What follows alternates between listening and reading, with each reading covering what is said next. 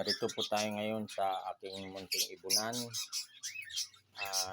kung saan narito sila, masasaya, ah, sa kanilang kulungan, yung mga breeder ko.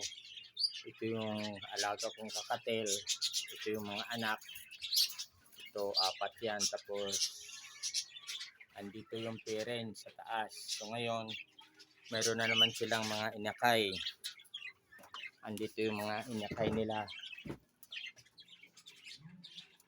Ito po yung kanilang mga inakay. Apat malulusog na inakay. Ayan. Malalaki na, may mga balahibo na. So, yan yung parents, yung dalawang pares. Pangalawang clutch na to. Apat nung una, apat yung mga anak. So ngayon, apat na naman yung nakita nyo kanina. So ito din yung mga ko parakit. So yan, ito din yung mga breeder. Nasa paris-paris sila. Ito may mga inakay na naman lumabas. Ito mga breeder yan. Ito mayroong naglilimlim sa taas. Ito mga pares. Ito yung mga nila, mga inakay. To, 10 lahat. So napakabilis lang dumami ng parakit. Mabilis sila mangitlog, mabilis din maglimlim. So ngayon, naumpisahan ko na pong mag hand feed. So mayroon akong dalawang hand feed dito. Inumpisahan ko mag hand feed ito, pa lang sila.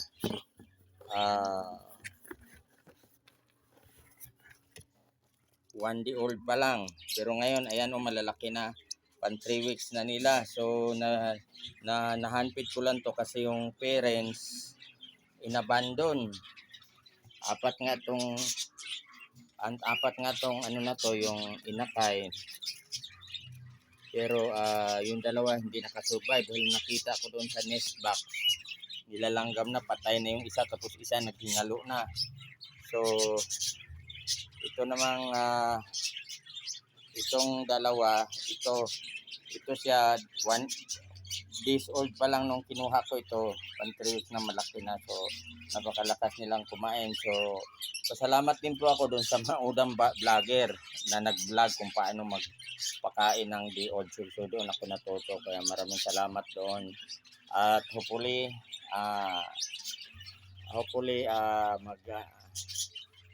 na rin po ako magturo na rin ako ng tricks. So ngayon, ito yung mga papakainin ko, yung mga inakay ko. Ito malaki na, lakas na kumain. So yun, ilagay ko siya sa lagayan para hindi malaglag. Ayan siya. So ngayon, mag-prepare tayo ng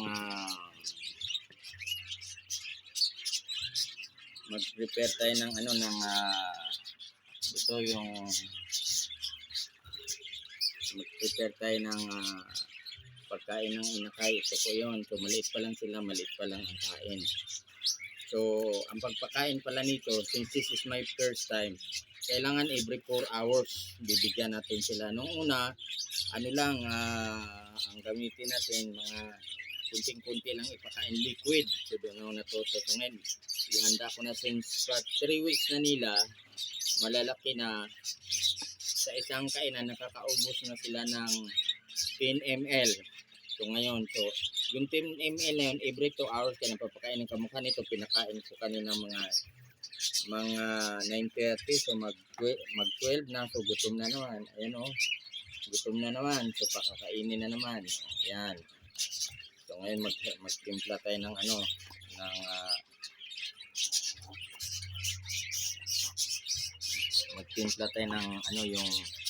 yung hand feed formula na gawa ng Picoy product. So ito ang bali 20 ml, haluan natin ng isang cup. Ito halo natin.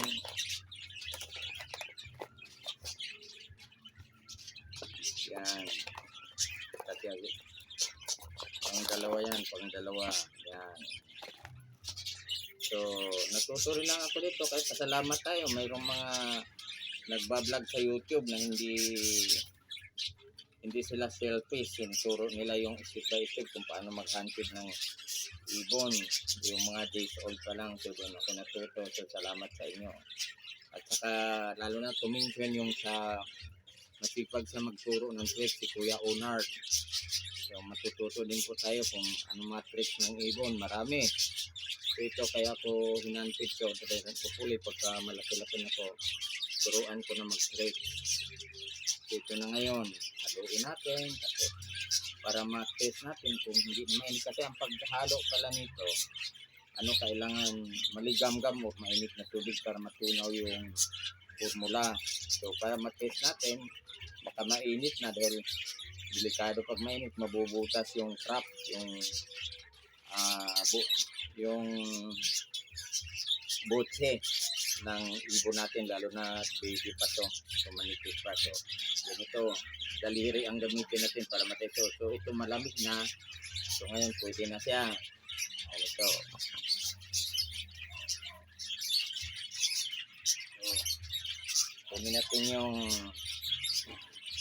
So, kunin natin yung 10 ml. So lagyan na natin. Yan. So, kapag ano natin ang ibon, kailangan meron tayong pamunas. Kasi yung mga natirang pagkain, kailangan, lalo na yung pagpakainin kasi natin to, tiyak na mayroong matatapon dito sa tuka. Kaya kailangan mapunasan natin. So ganito siya i-hand feed. So wala lang tagahawak ng kamera. So ganito siya i-hand feed. Ang lakas kumain ako ganito.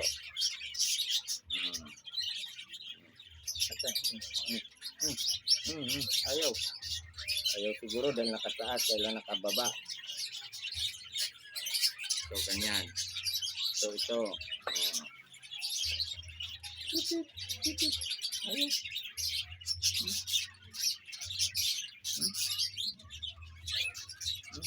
Ito pa. Yan.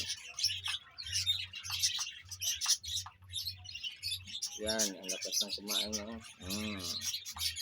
So, ganyan, isa pa.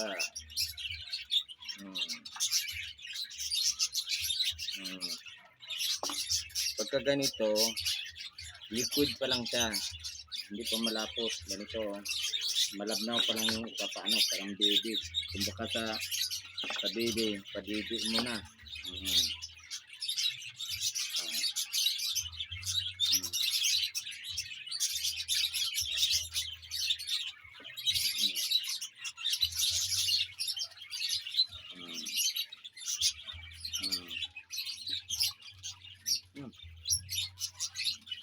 Busog, tama na, baka busog pa.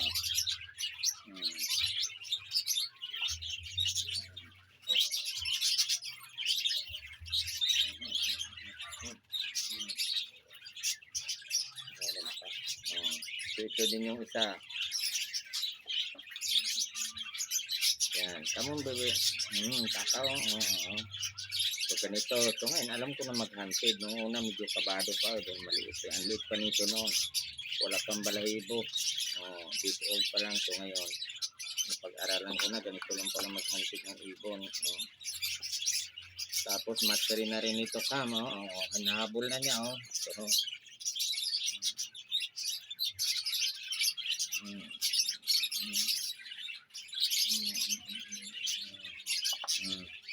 tama na, baka ma-overfeed.